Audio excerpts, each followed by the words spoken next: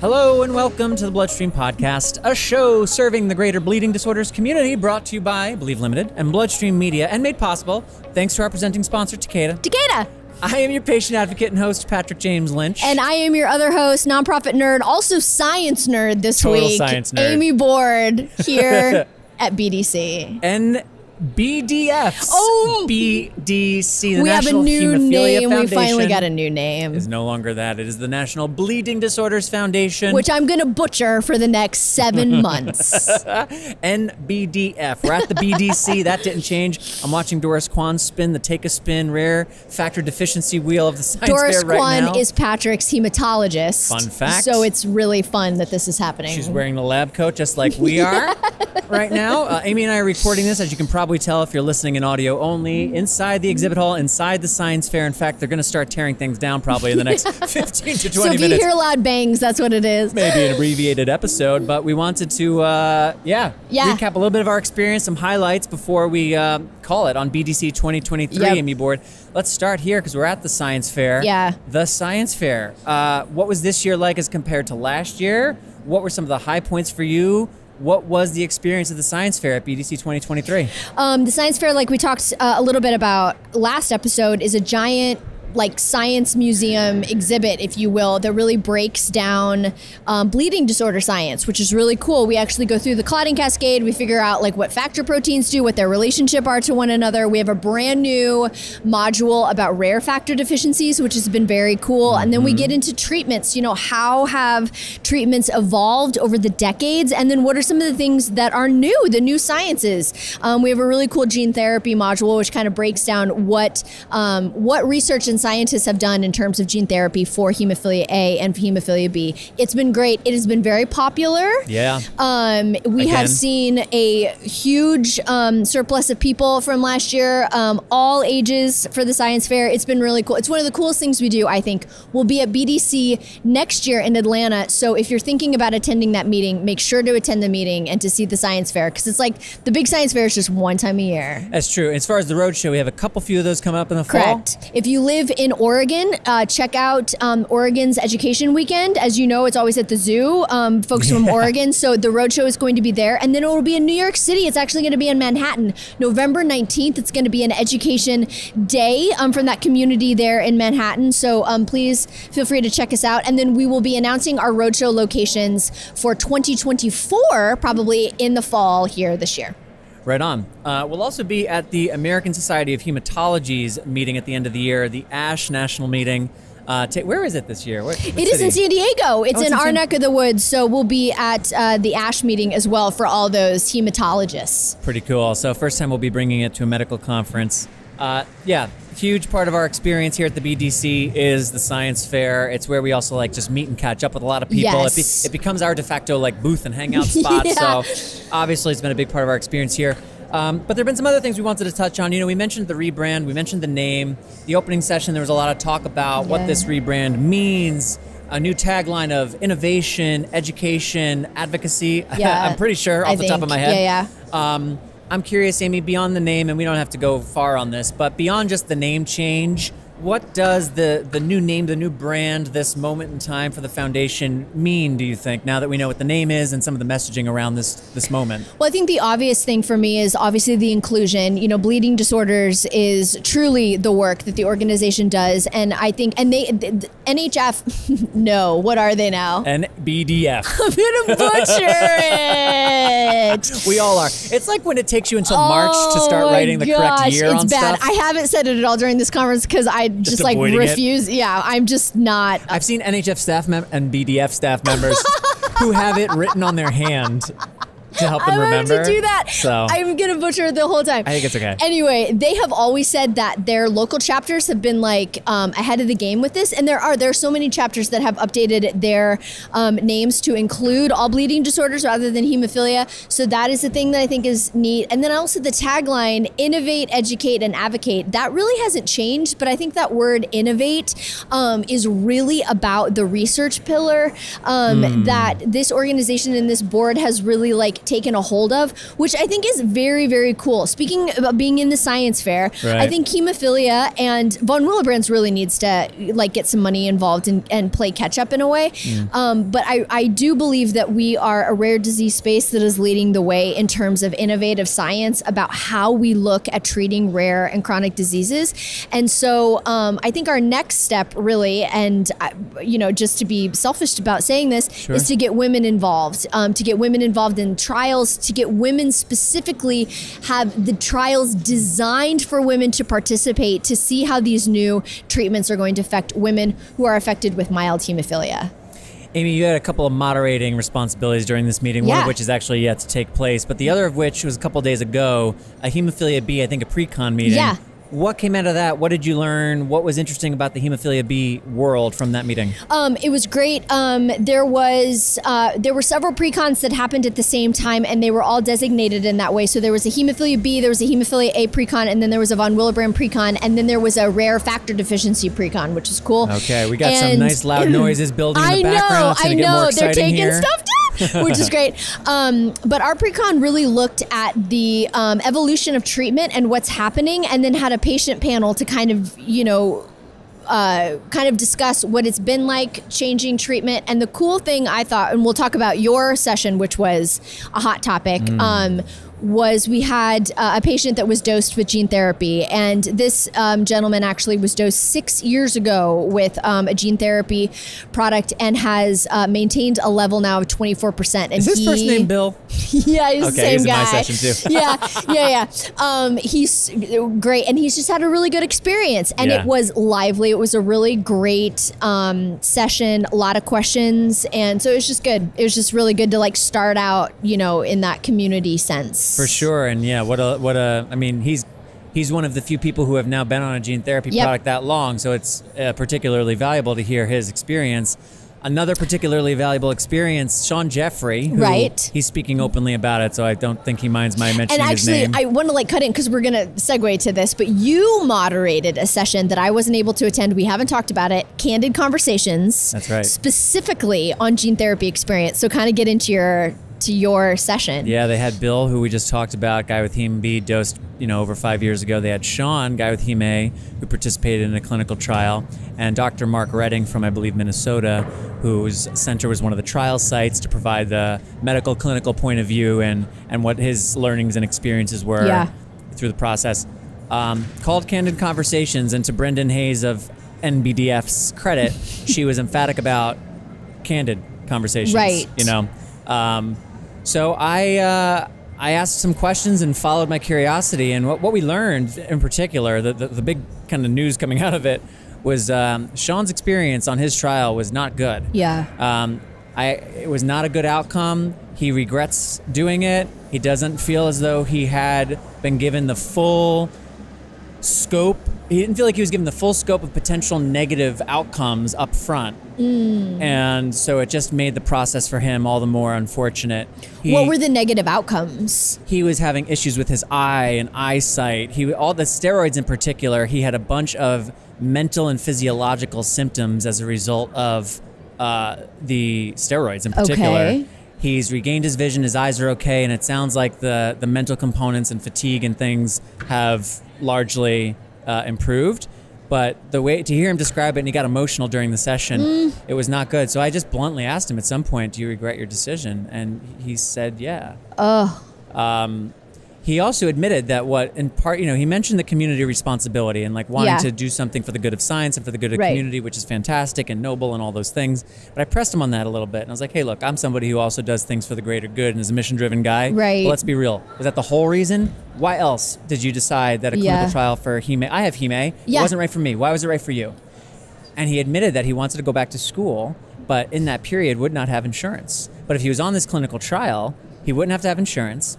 He would have therapy. Right. And if it was sustained therapy, he may not have to worry about it for a while. Right.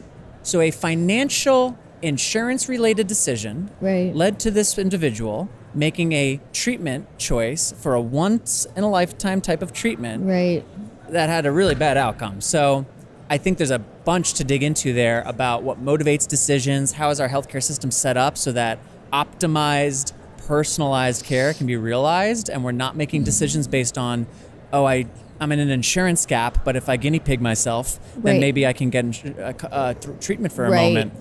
And now, unfortunately, he's on the other side. He was back to his factor regimen within 8 months. So didn't go well. And he was very candid about it, and that enabled us in the room to have a really robust conversation and for people to go like, oh, wow, okay, so all these headlines with the word cure and price tags and all this like sizzly, eye-popping stuff. When the rubber meets the road, we need to hear these stories like Sean's to appreciate, hey, it ain't all great. And we've said it before, it bears repeating. The science and data behind the currently available gene therapy for hemophilia B versus the currently available gene therapy for hemophilia A are night and day. These are very different. I will say Dr. Redding was also in our Heme B session, and he did say that for the clinical trials for Heme B, what they're seeing is it works for some and it doesn't work for others. And I don't know if that's a Heme A thing as well, but and he said we don't know why that is a part of the data collection to like kind of figure out like it. And I don't know if the like it didn't work out means that you just don't have those levels. You just have to go back to your factor regimen.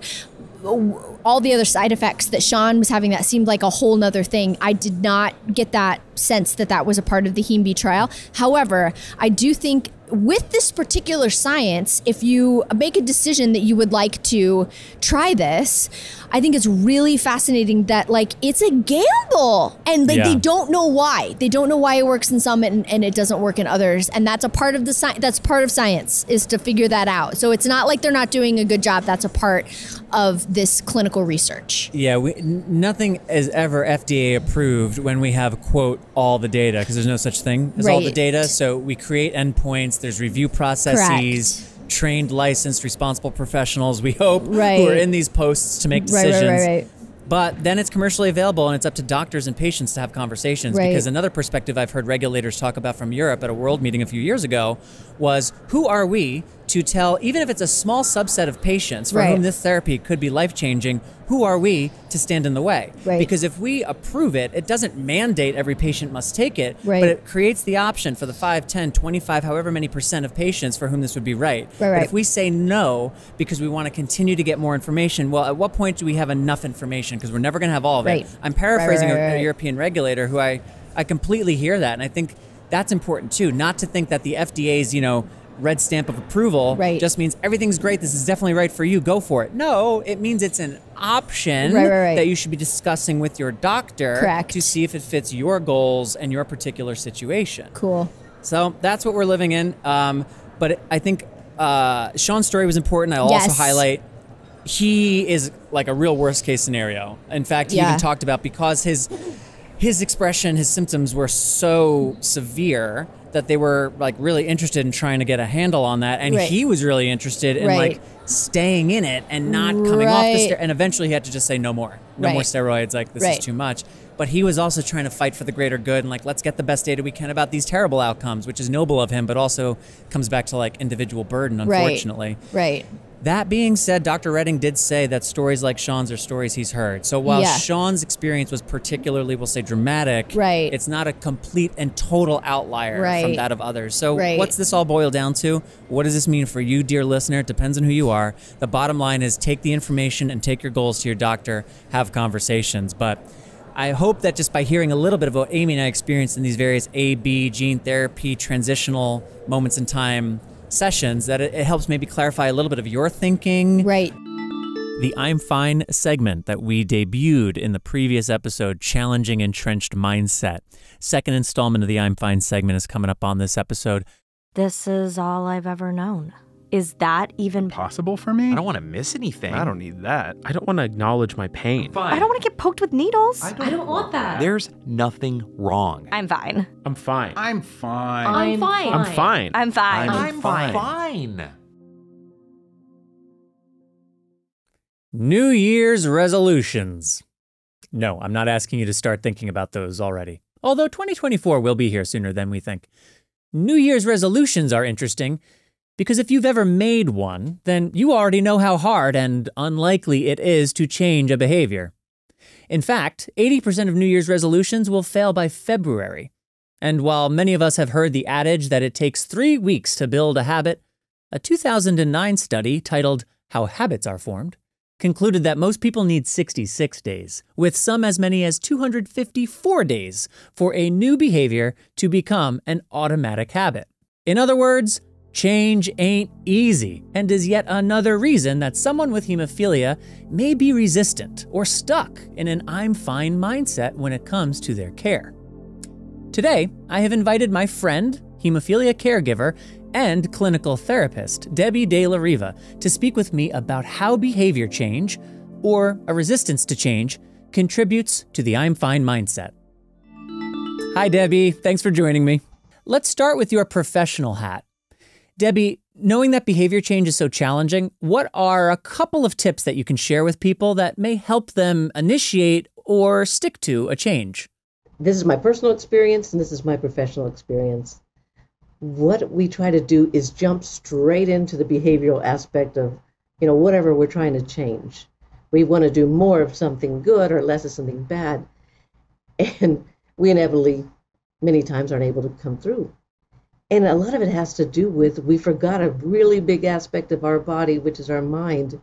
And we forgot to look at the psychological aspects of ourselves, many of which are so hidden or unchallenged that, we're not even aware of them. You and I talk sometimes about, internal narratives. These are scripts in our minds that have been given to us many times by unhealthy people and many times by ourselves. But there's scripts such as, I've never finished anything I've started in the past, or I'm never going to be good enough, so why even try? And it's really, really important, because if we don't become aware of them and challenge them, that's that mindset that's going to get in the way of anything you've tried to put down on paper or on your calendar. And a lot of them have to do with, like self-agency and even self-worth. Do I matter enough to take time out to do this positive thing for myself? So as you can imagine, that's from my background being a therapist, but those are my truths. A lot of things too, Patrick, I find that people forget two aspects when they're trying to do change, and that's compassion, self-compassion, and flexibility. We know that our inner critic can really take over when we're not consistently doing whatever we want to be doing. And just putting the flexibility in there too about, it's okay. Some days you're gonna knock it out of the park, and some days you're not gonna get out of bed. I think the last thing I want to talk about with this question is that there's this whole thing, it's called permissive thinking. And it's therapists put these really fancy names to these really simple concepts, but really it is about just giving yourself permission on a regular basis not to do that thing that's good for you, or not do that thing that's bad for you. And, left unchecked, that can really get in your way too. When you say something like, I'm going to have this ice cream at the end of the day because I've already blown it anyway. Those kind of things. I'm having a bad day, I deserve a break. As a mom and caregiver to a now adult son with hemophilia, how did you personally experience the challenge of changing behaviors with respect to your son's hemophilia? Well, again, that's a question that just goes straight to my heart, straight to my mind, because of my own personal experience. And I want to talk about it because I hope it's not just unique to me. It just from the very beginning and to the present day, it's always looking for that sweet spot about who is responsible for what change, especially as it comes to managing hemophilia. I'm still looking for that sweet spot between me wanting to control and have some kind of elusive control over things that are not always within my control with this, with the bleeding disorder, and giving my son his autonomy, his sense of empowerment.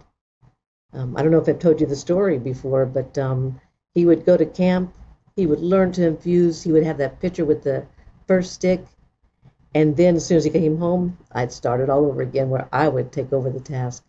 This went on for a couple of years. And that HTC nurse gave me a call and told me how frustrated she was with me. took me a minute for my ego to come back and to process all of that. And then I realized, yeah, I really am making a big mistake, especially after she asked me if I was going to go on his honeymoon to infuse him. That message, message received. Lastly, Debbie, is there a story of a particular behavior change from your life that helped you learn something worth sharing with others? Yeah, and again, I always hope it's not unique to me, and it's something that I have to learn over and over again. And it's it's very simple. Whatever change I'm trying to make, it's the change itself that's important, not perfection. And that is such a hard thing to have stay in my mind on a consistent basis. I think maybe you could relate to about public speaking and doing what you do for all of us. The cost is this, once we've given a presentation or done an amazing podcast, there just seems to be this space where there's this party, and I do mean party, of the inner critic just pointing out everything that I felt like I did wrong. And I get to experience that freedom every now and then, that space where I can just tell my inner self that it's okay, you can calm down, it's all part of the process, man. Every time I go to bed, I'm going to get better and better. So anyway, that's my story, and I hope it helps people. Well, Debbie, thanks as always for speaking with me, and I appreciate you contributing to the I'm Fine segment today. Absolutely. I appreciate you too. I believe in everything you're doing. Hemophilia severity is determined by factor activity levels, a measurement of how much factor you have in your blood at time of diagnosis. The more factor you have in your body over time, the better your bleed protection is, which is why many people with hemophilia choose to treat prophylactically. Your doctor can perform measurements to evaluate the factor activity levels in your blood. Learn more about the importance of factor activity levels by talking to your doctor and visiting levelsmatter.com. Sanofi aims to raise the bar for patients living with hemophilia. Reimagine what's possible by visiting rareblood.disorders.com to hear more about Sanofi's dedication to the bleeding disorders community. Setting goals is one excellent way to help yourself achieve change. And according to askwonder.com, writing down goals helps increase completion rates by over 40%. And having an accountability partner, well, that's going to increase success by 70%.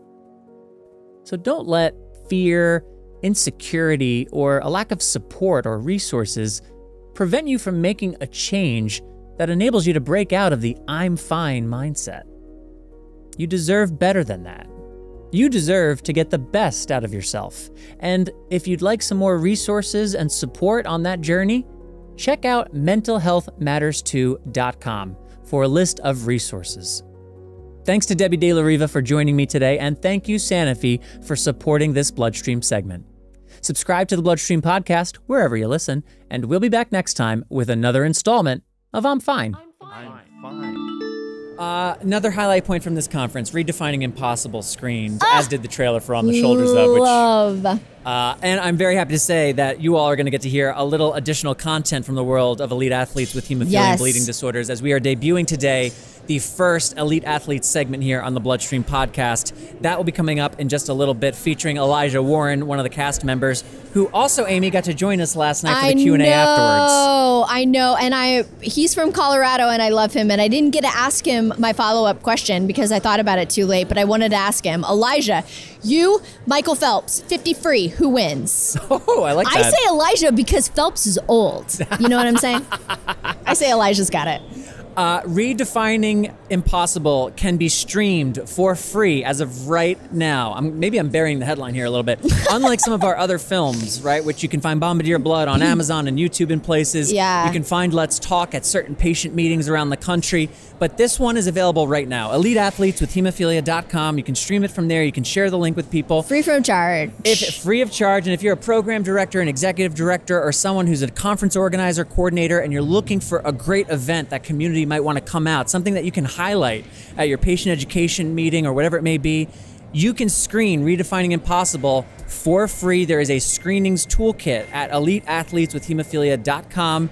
It enables you to completely run that autonomously. You don't need us. You don't need Sanofi. Thank you for supporting the film. It's on you. You can run with it. And if you do have questions, of course, you can reach out to us. So the film and all of the screening information, all free, eliteathleteswithhemophilia.com. And in a couple of minutes, you'll hear the first segment here on Bloodstream, which you'll now hear every month for the next several months.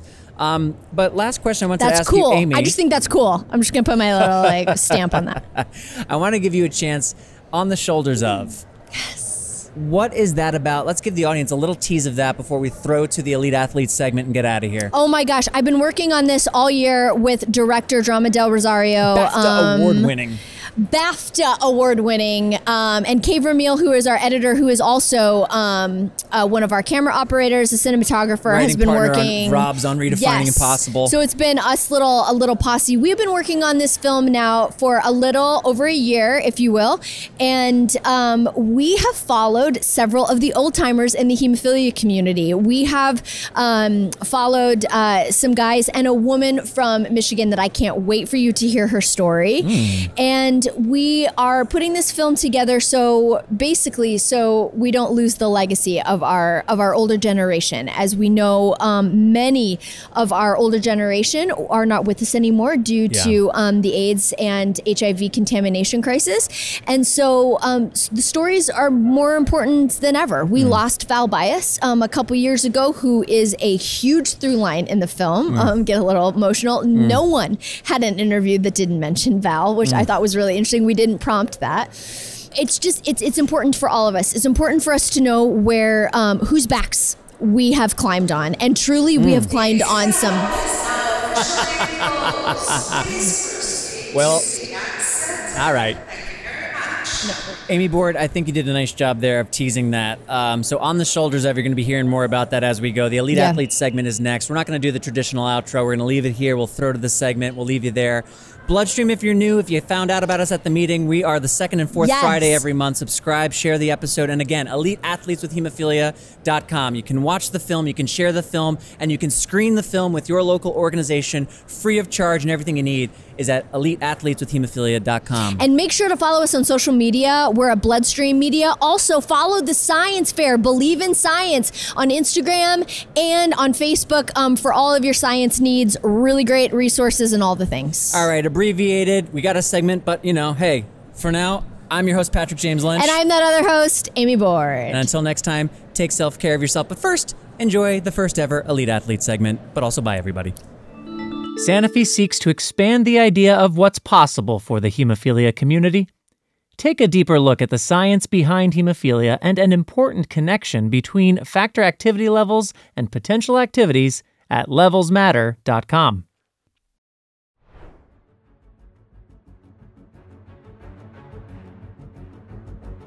In the unforgiving world of sports, living with a bleeding disorder sets you apart from the pack, constantly bombarded with the deafening echoes of can't. The challenges are relentless, and the naysayers are never far behind, doubting your every move, your every dream of athletic greatness. The battle is fierce. But imagine taking that intensity to a whole new level, daring to be an elite athlete, all while wrestling with the beast that is known as hemophilia. It's a journey that defies all odds, a path reserved for the true warriors who refuse to back down. So gear up and brace yourselves, because in this high-stakes arena, being an athlete is just the beginning. Welcome to the world of the elite, where hemophilia is just another mountain to conquer. This is Redefining Impossible, the podcast. Hemophilia severity is determined by factor activity levels, a measurement of how much factor you have in your blood at the time of diagnosis. The more factor you have in your body over time, the better your bleed protection is, which is why many people with hemophilia choose to treat prophylactically. Your doctor can perform measurements to evaluate the factor activity levels in your blood. Learn more about the importance of factor activity levels by talking to your doctor and visiting levelsmatter.com. BDC.com.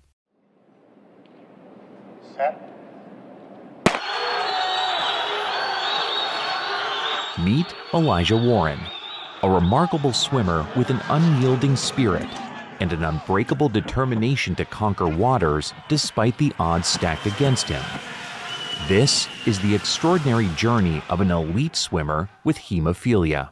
Hey, I'm Elijah Warren, severe type A hemophilia, grew up swimming, swam at the collegiate level. Elijah faces a unique challenge.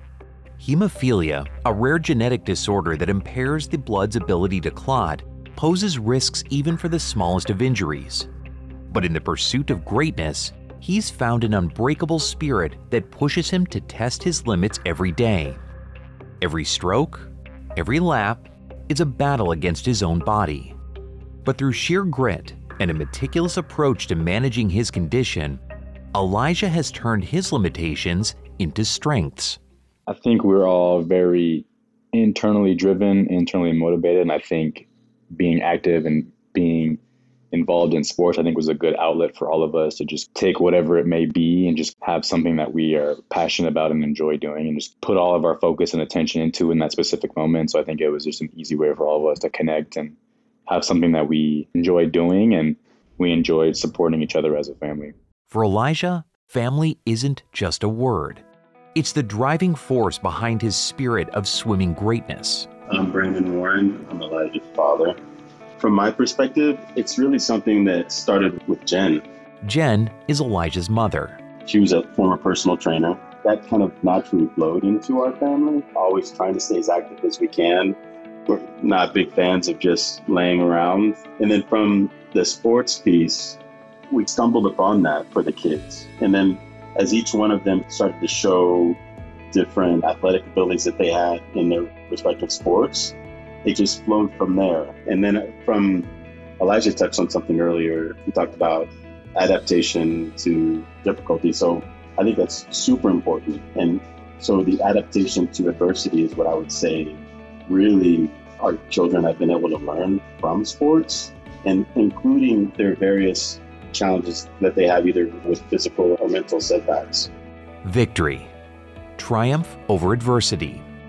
Elijah proves that with unwavering dedication and the unconditional support of family, even the most formidable challenges can be conquered. In Elijah's case, having hemophilia and being able to have some success in a sport at a high level, but all the while dealing with adversity along the way. So a lot of times his teammates and his friends didn't see or hear that he had to sit out at recess because he had a bleed, or that he couldn't participate in certain things that they were participating in at birthday parties, etc., because it wasn't ideal for hemophilia. Dealing with those types of challenges during the course of while he was swimming, I think that's all of that sort of built into him so that he can achieve more as he's an adult and as he gets into adulthood and trying to get into med school and some of the setbacks there and the challenges there. And then even after that, dealing with those different adversities that life will throw at you, I think he's already had some of it in his hip pocket along with his sisters. The role of sports plays a really big role in those two aspects of life, really. In the pool, Elijah finds a sanctuary, where hemophilia becomes an afterthought.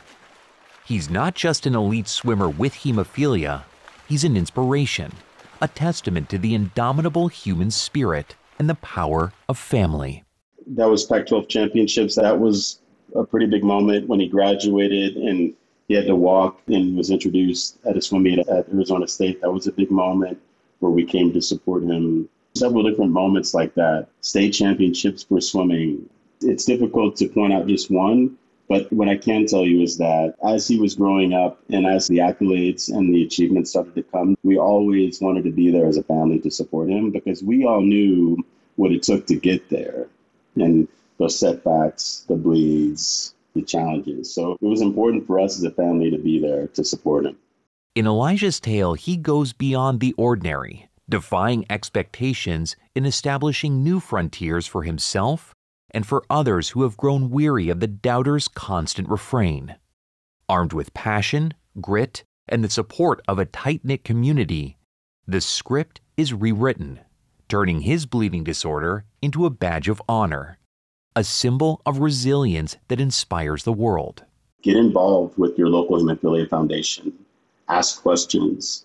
Don't be afraid to try something new, right? And there's naturally going to be limitations, right? Contact sports like football may not be in the cards, but there could be something. And if you just engage with your local chapter, it can help you not only narrow down the focus to a specific sport or something, but also plot a path towards the treatment to support that initiative to jump into that sport. So I think Elijah touched on it earlier by saying, ask questions, contact your local hemophilia foundation, and get involved that way. That's a great way to start.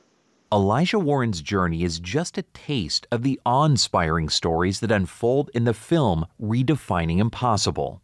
But hey, we're not stopping there.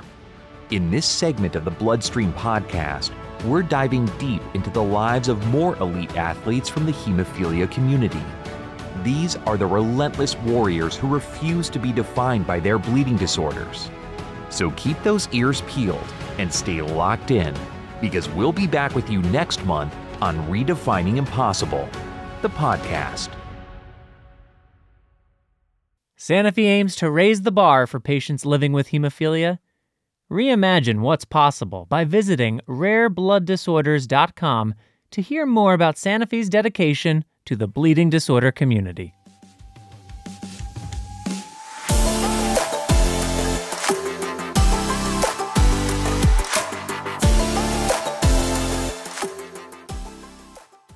You know that I told that I don't want to stay on parade, but I Bleeping. want to stay on parade. This is the best.